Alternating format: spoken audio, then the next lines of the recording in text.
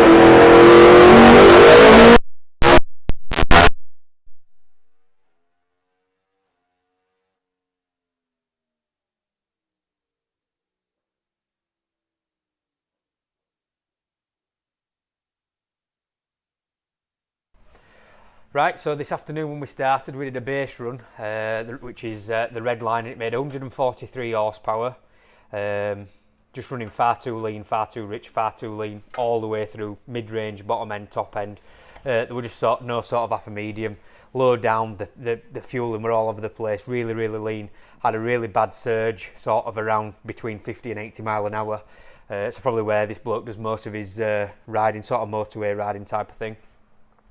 So we have sorted the fueling out, managed to get a really good happy medium just to make the power curve nice and smooth.